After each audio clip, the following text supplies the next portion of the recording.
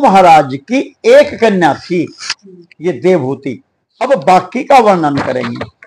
मनु महाराज और शत्रुपा दोनों आके करदम जी को अपनी पुत्री सौंप गए थे, विवाह कर दिया था, लो आप संभालो, आपके लायक है। तो देवहूति का वर्णन कर दिया कपिल। अब मनु महाराज के जो और कन्याएं हुई, अब उनके वंशों का वर्णन करेंगे। ओम नमो भगवते वासुदेवाय। इति श्रीमद्भागवत महापुराण चतुर्थ स्कंध है। अब चतुर्थ स्कंध प्रारंभ होता है। इसमें इसका प्रथम अध्याय में स्वयंभू मनु की कन्याओं के वंश का वर्णन होगा। चलो समता फिर सुनाओ, फिर ऐसे ही चलेगा। पढ़ो भैया, धीरे धीरे पढ़ना, तेज मत पढ़ना, ताकि समझ में आता रहे। मैत्रेय जी कहते हैं विदुर जी स्वयंभू मनु के महारानी शतरूपा से प्रियव्रत और उत्तानपाद, इन दो पुत्रों के सिवा 3 कन्या भी हुई थी। ठीक है ना। मनु महाराज के 2 पुत्र हुए, प्रियव्रत और उत्तानपाद, और इनके सिवा 3 कन्याएं भी हुई थी। वे आकृति, देवहूति और प्रसूति नाम से विख्यात थी। देवहूति तो ये सुना दिया वर्णन सारा। अब आकुति और प्रसूति 2 कन्याएं और। आकृति यद्यपि उनके भाई थे, तो भी महारानी शतरूपा की अनुमति से उन्होंने रुचि प्रजापति के साथ पुत्री का धर्म के अनुसार विवाह किया। हाँ। प्रजापति रुचि भगवान के अनन्य चिंतन के कारण ब्रह्मतेज से संपन्न थे। उन्होंने आकृति के गर्भ से एक पुरुष और स्त्री का जोड़ा उत्पन्न किया। उनमें जो पुरुष था वह साक्षात यज्ञ स्वरूपधारी भगवान विष्णु थे। जय जय। और जो स्त्री थी वह भगवान से कभी अलग न रहने वाली लक्ष्मी जी की अंश स्वरूपा दक्षिणा थी। मनु जी अपनी पुत्री आकृति के उस परम तेजस्वी पुत्र को बड़ी प्रसन्नता से अपने घर ले आए और दक्षिणा को रुचि प्रजापति ने अपने पास रखा। जब दक्षिणा विवाह के योग्य हुई तो उसने यज्ञ भगवान को ही पति रूप में प्राप्त करने की इच्छा की। उस भगवान यज्ञ पुरुष ने उसे विवाह किया और इससे दक्षिणा को बड़ा संतोष हुआ। भगवान ने प्रसन्न होकर उससे 12 पुत्र उत्पन्न किए। उनके नाम है तोष, प्रतोष, संतोष, भद्र, शांति, इंद्रपति, इधम कवि, विभु, स्वहन, सहदेव, सुदेव और रोचन। ये ही स्वयंभू मनवंतर में तुष्टित नाम के देवता हुए। उस मनवंतर में मरीच और आदि सप्तऋषि थे। भगवान यज्ञ ही देवताओं के अधीश्वर इंद्र थे और महान प्रभावशाली प्रियव्रत एवं उत्तानपाद मनुपुत्र थे। वह मनवंतर उन्हीं दोनों के बेटों पोतों और दोहित्रों के वंश में छा गया। प्यारे विदुर जी, मनु जी ने अपनी दूसरी कन्या देवहूति कदम जी को ब्याही थी, जिसका भी जिक्र चला सारा। उसके संबंध की प्राय सभी बातें तुम मुझसे सुन चुके हो। भगवान मनु के अपनी तीसरी कन्या प्रस्तुति का विवाह ब्रह्मा जी के पुत्र दक्ष प्रजापति से किया था। प्रसूति का किससे विवाह हुआ? दक्ष प्रजापति से। उसकी विशाल वंश परंपरा तो सारी त्रिलोकी में फैली हुई है। मैं कदम जी की 9 कन्याओं का जो 9 ब्राह्मण ऋषियों से ब्याही गई थी पहले ही वर्णन कर चुका हूँ। अब उनकी वंश परंपराओं का वर्णन करता हूँ, सुनो। मरीच ऋषि की पत्नी कदम जी की बेटी कला से कश्यप और पूर्णिमा नामक 2 पुत्र हुए, जिनके वंश से यह सारा जगत भरा हुआ है। शत्रुतापन विदुर जी पूर्णिमा के विरज और विश्वग नाम के 2 पुत्र तथा देवकुल्य नाम की एक कन्या हुई। यही दूसरे जन्म में श्री हरि के चरणों के धोवन से देव नदी गंगा के रूप में प्रकट हुई। जय हो। अत्रि की पत्नी अनसुईया से दत्तात्रेय प्रकट हुए। दत्तात्रेय अनुसुईया से दत्तात्रेय, दुर्वासा और चंद्रमा नाम के 3 परम यशस्वी पुत्र हुए। ये क्रमश भगवान विष्णु, शंकर और ब्रह्मा के अंश से उत्पन्न हुए थे। विदुर जी ने पूछा, गुरुजी कृपया यह बतलाइए कि जगत की उत्पत्ति, स्थिति और अंत करने वाले इस सर्वश्रेष्ठ देव ने अत्रि मुनि के यहाँ क्या करने की इच्छा से अवतार लिया था। जय हो। श्री मैत्रेय जी ने कहा, जब ब्रह्मा जी ने ब्रह्म ज्ञानियों में श्रेष्ठ महर्षि अत्रि को सृष्टि रचने के लिए आज्ञा दी, तब वे अपनी सहधर्मियों के सहित तप करने के लिए तृक्ष नामक कुल पर्वत पर गए।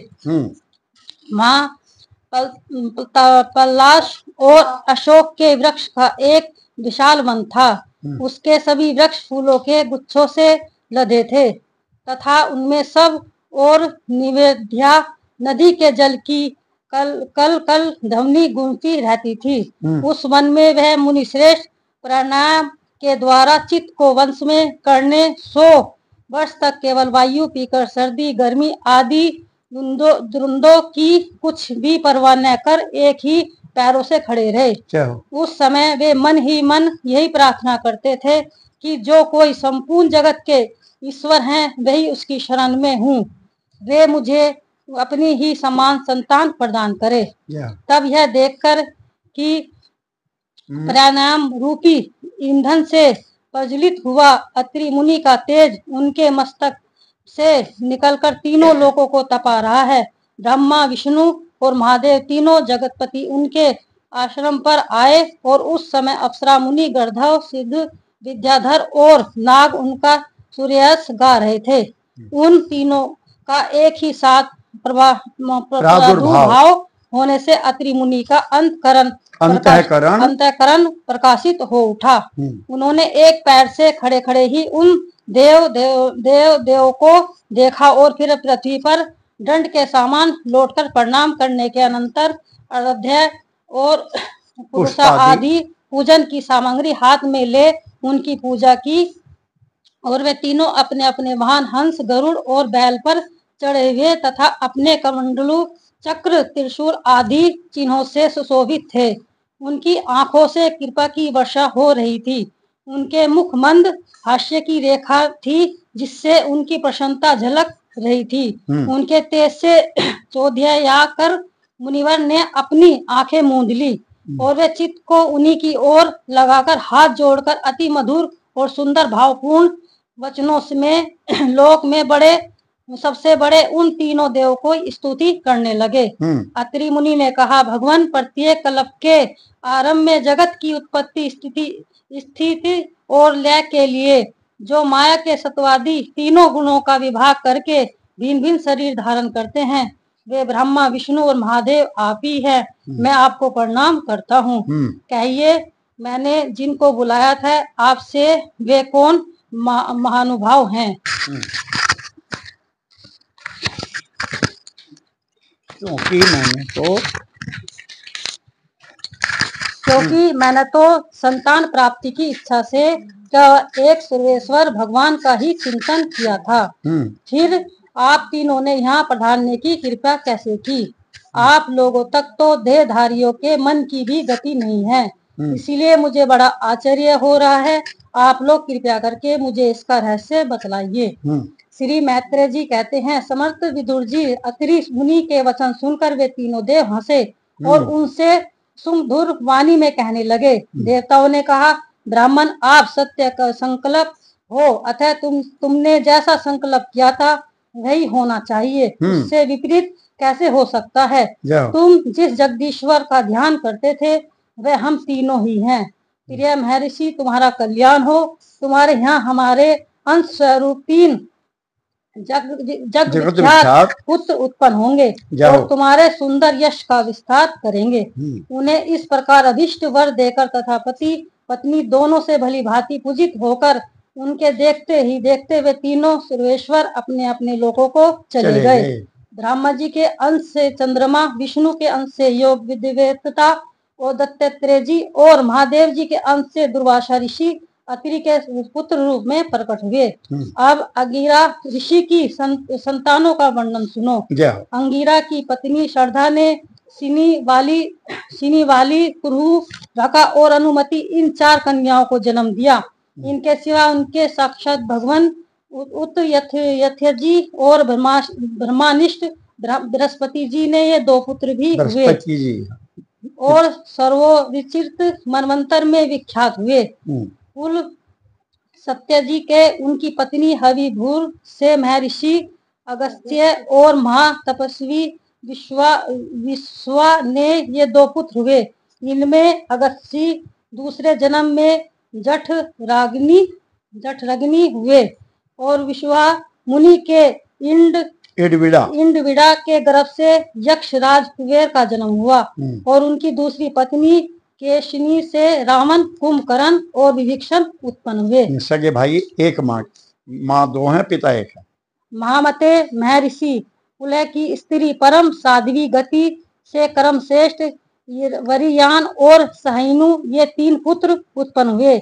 इसी प्रकार पृथु की पत्नी क्रिया ने ब्रह्म तेज से द्वितीयायन और बल खिल्या आदि 60,000 ऋषियों को जन्म दिया। शत्रुतापन विदुर जी वशिष्ठ जी की पत्नी ऊर्जा अरुदत्ती से चित्रकेतु आदि 7 विशुद्ध ब्रह्मर्षियों का जन्म हुआ। उनके नाम चित्रकेतु, सुरोचि, विरजा, मित्र, उलवर्ण और वसु, ब्रह्मधान और धूमान थे। इनके सिवा उनकी दूसरी पत्नी से शक्ति आदि और भी कई पुत्र हुए। अथवा मुनि की पत्नी चित्ती ने दियारु दधीची नामक एक तपोनिष्ठ पुत्र प्राप्त किया, जिनका दूसरा नाम अश्वशिरा भी था। अब भृंगु के वंश का वर्णन सुनो। महाभाग भृंगु जी ने अपनी भार्या ख्याति से धाता और विधाता नामक पुत्र तथा श्री नाम की एक भगवत पर्यायण कन्या उत्पन्न की। मेरु ऋषि ने अपनी आयति और नियति नाम की कन्या क्रमश धाता और विधाता को ब्याई। उनसे उनके मृगंड और प्राण नामक पुत्र हुए। उनमें से मृगंड के मार्कंडेय और प्राण के मुनिवर वेद श्री का जन्म हुआ। भृंगु जी की एक कवि नामक पुत्री भी थी। उनके पुत्र भी थे। उनके भगवान उष्णा और शुक्राचार्य हुए। विदुर जी इन सब मुनीश्वर ने भी संतान उत्पन्न करके सृष्टि का विस्तार किया। इस प्रकार मैंने तुम्हें यह कदम जी के दोहित्रों की स्थान का वर्णन सुनाया है। जो पुरुष इसे श्रद्धा पूर्वक सुनता है उसके पापों का यह तत्काल नष्ट कर देता है। ब्रह्मा जी के पुत्र दक्ष प्रजापति ने मनुनंदिनी प्रस्तुति से विवाह किया। उससे उन्होंने सुंदर नेत्रों वाली 16 कन्याएं उत्पन्न की। भगवान दक्ष उनमें से 13 धर्म को, एक अग्नि को, एक समप पितृगण को और एक संसार का संहार करने वाले तथा जन्म मृत्यु से छुड़ाने वाले भगवान शंकर को दी। सती श्रद्धा, मैत्री, दया, शांति, तुष्टि, पुष्टि, क्रिया, उन्नति, बुद्धि, मेधा, तीर्थिक्षा, धीम और मूर्ति ये धर्म की पत्नियां हैं। इनमें से श्रद्धा ने शुभ, मैत्री ने प्रसाद, गायनी अभय, शांति ने सुख, दृष्टि ने मोद और पुष्टि ने अहंकार को जन्म दिया। क्रिया ने योग, उन्नति ने दर्पण, बुद्धि ने अर्थ, मेधा ने स्मृति, तितिक्षा ने क्षेम और हिरिम, लज्जा ने पर्याय, विनय नामक पुत्र उत्पन्न किया। समस्त गुणों की खान मूर्ति देवी ने नर नारायण ऋषियों को जन्म दिया। इनका जन्म होने पर इस संपूर्ण विश्व ने आनंदित होकर प्रसन्नता प्रकट की। उस समय लोगों के मन, दिशाएं, वायु, नदी और पर्वत सभी पे प्रसन्नता छा गई। आकाश में मांगलिक बाजे बजने लगे। देवलोग फूलों की वर्षा करने लगे। मुनि प्रसन्न होकर स्तुति करने लगे। गंधर्व और किन्नर गाने लगे। अप्सराएं नाचने लगी। इस प्रकार उस समय बड़ा ही आनंद मंगल हुआ तथा ब्रह्म आदि समस्त देवता स्तोत्र द्वारा भगवान की स्तुति करने लगे। देवताओं ने कहा, जिस प्रकार आकाश में तरह तरह के रूपों की कल्पना कर ली जाती, उसी प्रकार जिन्होंने अपनी माया के द्वारा अपने ही स्वरूप के अंदर इस संसार की रचना की है और उस अपने स्वरूप प्रकाशित करने के लिए इस समय इस ऋषि विग्रह के साथ धर्म के घर में अपने आप को प्रकट किया है, उस परम पुरुष को हमारा नमस्कार है।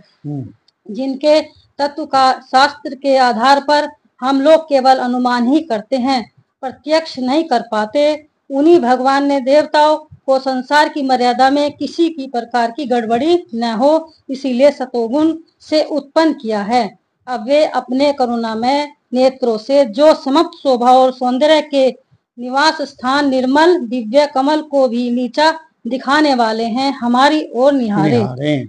यारे विदुर जी, प्रभु का साक्षात दर्शन पाकर देवताओं उनकी इस प्रकार स्तुति और पूजा की।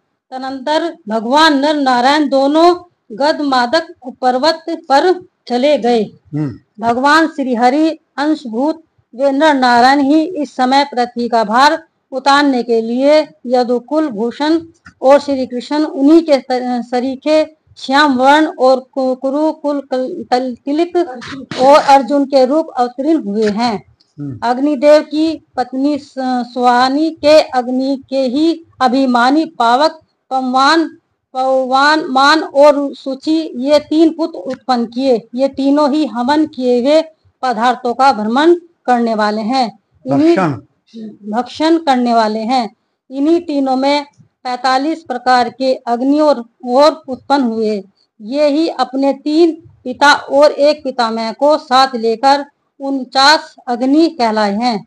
वेद यज्ञ ब्राह्मण वैदिक यज्ञ कर्म में जिन 49 अग्नियों के नामों से ये अग्निये सृष्टियां करते हैं, वे ये ही हैं: अग्निष्ठा, बृहस्पति, सोमवप और आज्यप ये पितर हैं। इनमें साग्निक भी है और निरग्निक भी है। इन सब पितरों की पत्नी दक्ष कुमारी श्रद्धा है।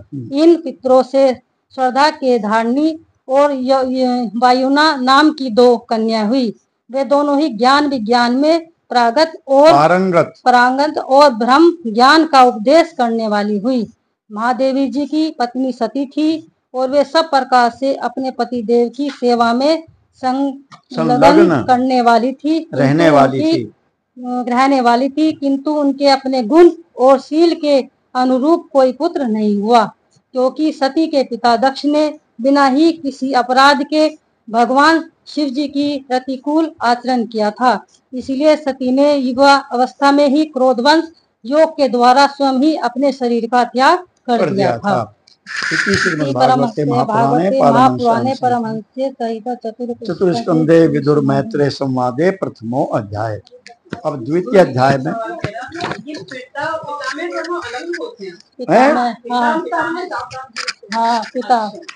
पितामह बाबा, पिता के पिता को पितामह। अब द्वितीय अध्याय में भगवान शिव और दक्ष प्रजापति का मनोमालिन्य। मनोज जी पढ़ो, आप सुनो। विदुर जी ने पूछा, ब्राह्मण प्रजापति दक्ष को अपनी मुर्गी से बहुत ही स्नेह करते थे।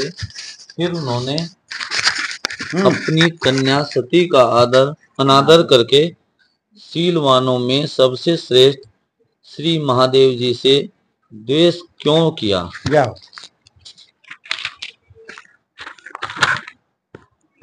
महादेव जी भी चराचर के गुरु, वैर रहित शांत मूर्ति, आत्मा राम और जगत के परम आराध्य देव हैं। उनसे भला कोई क्यों बैर करेगा?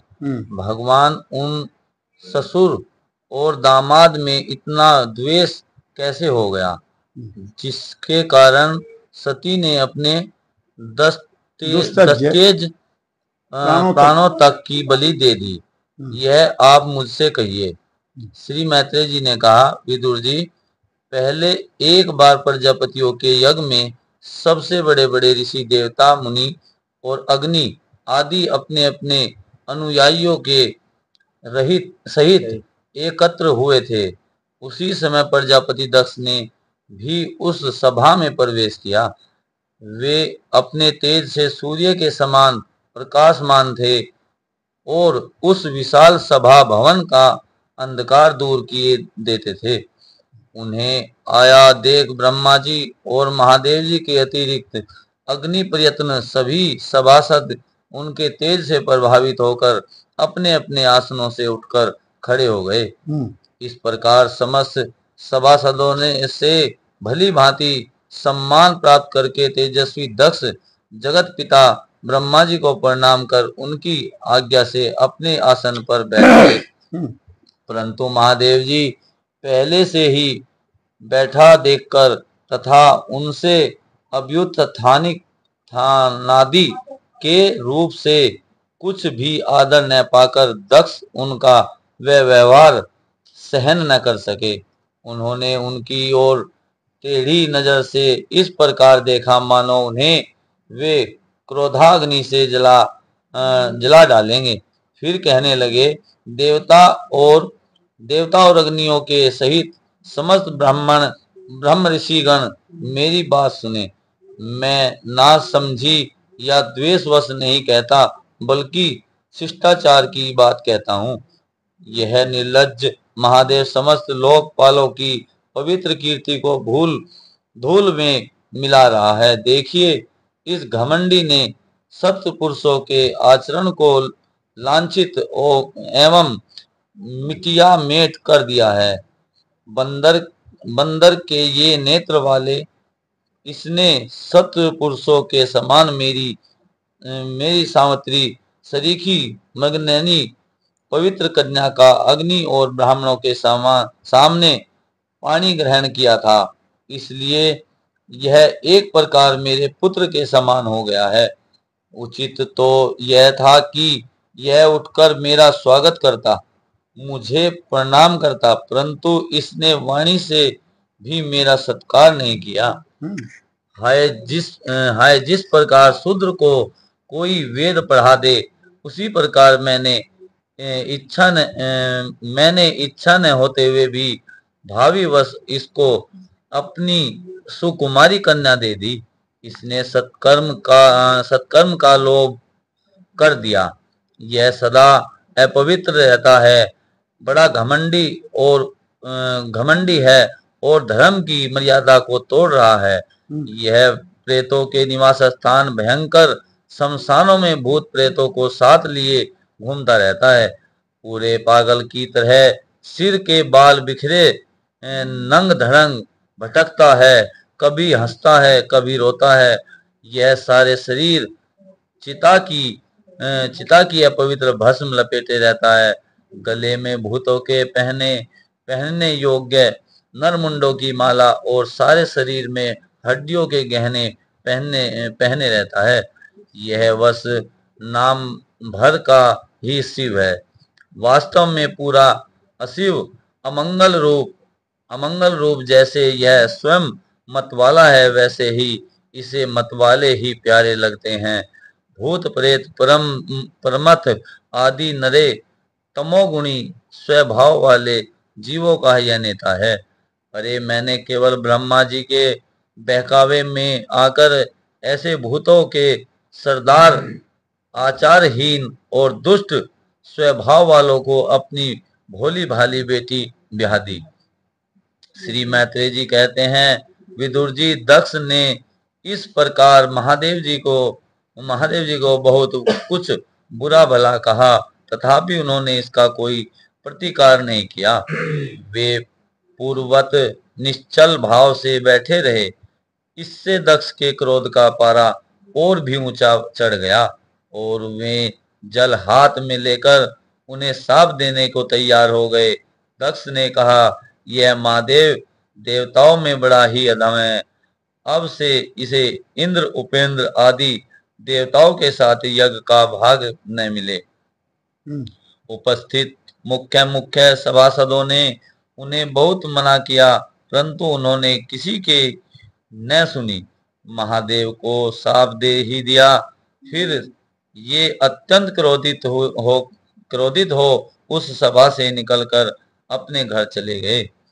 जब श्री शंकर जी के अनुयायियों में अग्रगण्य नंदीश्वर को मालूम हुआ कि दक्ष ने शाप दिया है, तो वे क्रोध तमा उठे और उन्होंने दक्ष तथा उन ब्राह्मणों को जिन्होंने दक्ष के दुर्वचनों का अनुमोदन किया था बड़ा भयंकर शाप दिया। वे बोले, जो इस मरण धर्मा शरीर में ही अभिमान करके किसी से भी द्रोह न करने वाले भगवान शंकर से द्वेष करता है, वह भेद बुद्धि वाला मूर्ख दक्ष तत्व ज्ञान से विमुख ही रहे। यह चातुर्मास्य यज्ञ करने वाले को अक्षय पुण्य प्राप्त होता है। आदि अर्थवाद रूप वेद वाक्यों से मोहित व एवं विवेक भ्रष्ट होकर विषय सुख की इच्छा से कपट धर्मय गृहस्थाश्रम में आसक्त हो रहकर कर्म कांड में ही लगा रहता है। इसकी बुद्धि देहादि में आत्म भाव का चिंतन करने वाली है। उसके द्वारा इसने आत्म स्वरूप को भुला दिया है। यह साक्षात पशु के समान है, अतः अत्यंत स्त्री लंपट हो और शीघ्र ही इसका मुंह बकरे का हो जाए। यह मूर्ख कर्ममयी अविधा को ही विद्या समझता है। इसलिए यह जो लोग भगवान शंकर का अपमान करने वाले इस दुष्ट के पीछे पीछे चलने वाले हैं, वे सभी जन्म मरण रूप संसार चक्र में पड़े रहे। वेदवाणी रूप लता फल श्रुति रूप पुष्पों से सुशोभित हैं। इसके क्रम फल मनमोहक गंध से इनके चित्त सुलभ हो रहे हैं। इससे ये शंकर द्रोही कर्मों के जाल में ही फंसे रहे।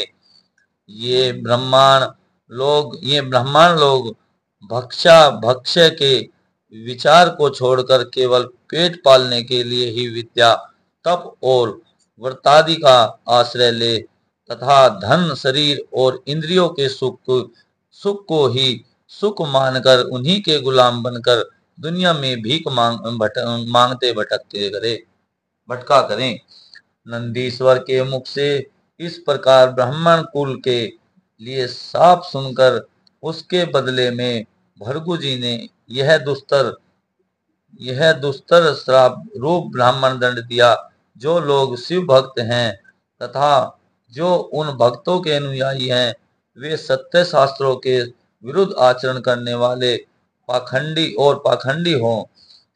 जो लोग सोचाचार विहीन मंद बुद्धि तथा जटा राख और हड्डियों को धारण करने वाले हैं, वे ही शैव संप्रदाय में दीक्षित हों, जिसमें सुरा और आसव ही देवताओं के समान आदरणीय हैं। अरे तुम लोग तो धर्म मर्यादाओं के संस्थापक एवं वर्णाश्रमियों के रक्षक वेद और ब्राह्मणों की निंदा करते हो। इसमें मालूम होता है तुमने पाखंड का आश्रय ले रखा है। यह वेद मार्ग ही लोगों के लिए कल्याणकारी और सनातन मार्ग है। पूर्व पुरुष इसी पर चलते आए हैं और इसके मूल साक्षात श्री विष्णु भगवान हैं। तुम लोग सत्पुरुषों के परम पवित्र और सनातन मार्ग स्वरूप वेद की निंदा करते हो। इसलिए उस पाखंड मार्ग में जाओ जिसमें भूतों के सरदार तुम्हारे इष्ट देव निवास करते हैं। श्री मैत्रेय जी कहते हैं, विदुर जी, भृगु ऋषि के इस प्रकार शाप देने पर भगवान शंकर कुछ खिन्न से हो वहां से अपने अनुयायियों सहित चल दिए। वहां प्रजापति लोग जो यज्ञ कर रहे थे उसमें पुरुषोत्तम श्री हरि ही उपास्य देव थे और वह यज्ञ 1000 वर्ष में समाप्त होने वाला था। उसे समाप्त कर उन प्रजापतियों ने श्री गंगा यमुना के संगम में यज्ञांत स्नान किया और फिर प्रसन्न मन से वे अपने अपने स्थानों को चले गए। इति श्रीमद्भागवते महापुराणे पारमहंस्यां संहितायां चतुर्थ स्कंधे दक्ष शापो नाम द्वितीयो अध्याय। इस प्रकार चतुर्थ स्कंध का द्वितीय अध्याय संपूर्ण हुआ। समय भी हो गया, शेष कल होगा। सती के पिता, सती जो है कल को अपने पिता के यज्ञ में जाने के लिए शंकर भगवान से आग्रह करेंगी। कल वो वर्णन सारा होगा, सती फिर वहां जाएंगी, कैसे कैसे होगा। बोल शंकर भगवान की जय। श्री राम जय राम, जय जय राम।